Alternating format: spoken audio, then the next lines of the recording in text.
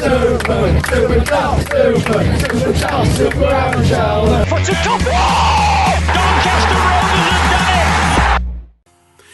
Hello there, ladies and gentlemen, I am the CHALL, your Doncaster Rovers fan, and today we are reviewing Doncaster Rovers 2, Burton Albion 0. Now before we get started, make sure you do like the video if you loved it, comment down below your thoughts and opinions, subscribe if you're new around here, click the notification bell so you never miss a YouTube video, and for now let's get straight into this one. So obviously 24 hours since the game's passed again, looking back on the match, you know, what's the sort of thinking process behind this? I think the first half, I think Burton kind of edged it a little bit. We sort of grew our way back into the match. Like I said, like a very slow first 10-15 minutes at least. Then we started to edge our way back into it, and then it started to get a bit more towards our way. Got the goal, then got the second, and then it sort of became our game quite much. And you know, we did try and push for a third, but yeah. Ended up being 2-0, and I think we grew into the game, started to get a bit more of a momentum, and I think we're playing better football now. I think we are playing better football. You know, do I think that Jeffrey should be given a chance next season with the new tools around us?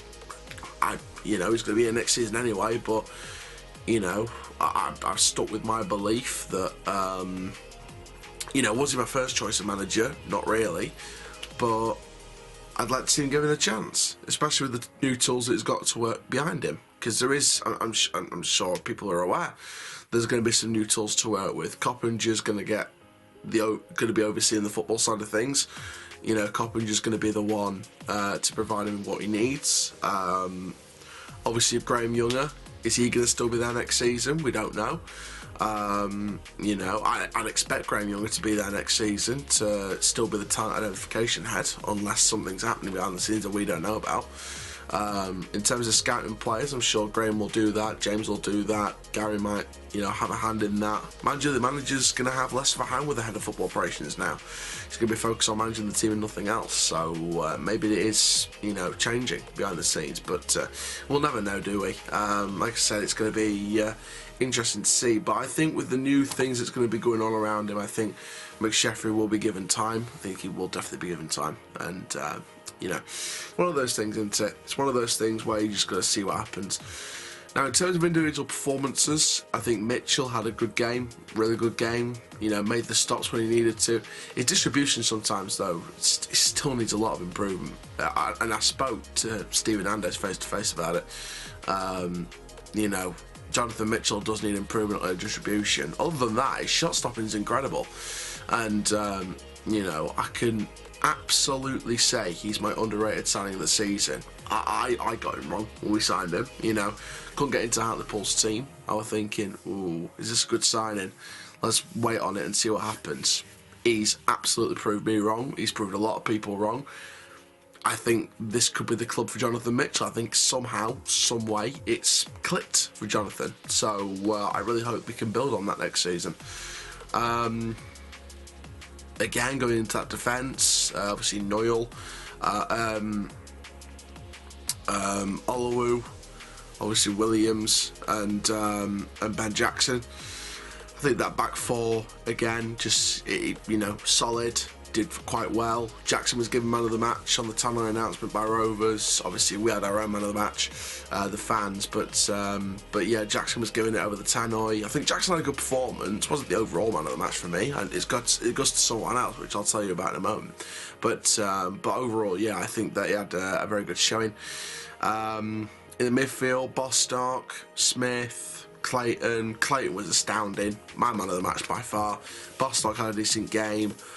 Smith's work rate again was incredible. He's here, he's there, he's every bloody where. Matt Smith, he's here, he's there, he's every bloody where. Matt Smith. And then down the wings, Martin and Dudu. Dudu's goal was good, don't get me wrong, good. Apart from that, he had an alright game, not amazing, but he had a good game. He had an okay game. Like I said, the goal was the highlight for him, for me. I think it was nice to see him finally get that goal, and well deserved as well. Martin for the second goal was just beast, run down the wing. There is a couple of times though with Martin, I think he takes one too many touches where he could have maybe shot or maybe laid it off with a cross or a pass. Just seems like there seems to be that one extra touch a few times this season where he could have laid it off instead of taking that extra touch that takes away the chance or the opportunity to assist a chance. So for me with Martin, it's just that little extra touch that might let him down sometimes. And you know, obviously up front, man like Rio. Like I said again, Rio did decent, and yeah, I feel like, you know, he's still got room to develop for me. So we will see. But overall, I would say that we've been, like I said, we were slightly the better team in that game. I think Burton had their chances in the first half, but we were the better team overall, and I think that we deserve the win. So we move on to the final game of the season now, away at Oxford on Saturday, and, you know, we'll see what happens. I mean, I'm hoping for 3 points to sort of officially cancel out Oxford's playoff hopes and, you know, see our season out on the high. We're probably going to get the relegation R confirmed on Tuesday. If not, it will be on the Saturday, which, you know, let's not beat around the bush. Let's not doubt ourselves here. It's going to happen. We're going to get the massive R for relegation. But I think we're starting to feel a little more, not optimistic, but we're starting to feel a little more praise about it. Like, okay, we're starting to play some good football past few weeks. Let's use the last few games of this season, let's turn it into next season, and let's see what we do long term with more new players, with more of the kind of football we've played the last few weeks, and more better recruitment. You know, let's see what happens. So yeah, I think there's definitely positive signs there to be highlighting for next season. If Tommy, trust me, if Tommy Rowe's ever out of this squad next season, because, you know, let's face it, shall we? Tommy Rowe or Tom Anderson will be captain next season. My opinion should be Tommy Rowe, but I think Tom will be back in pre-season anyway.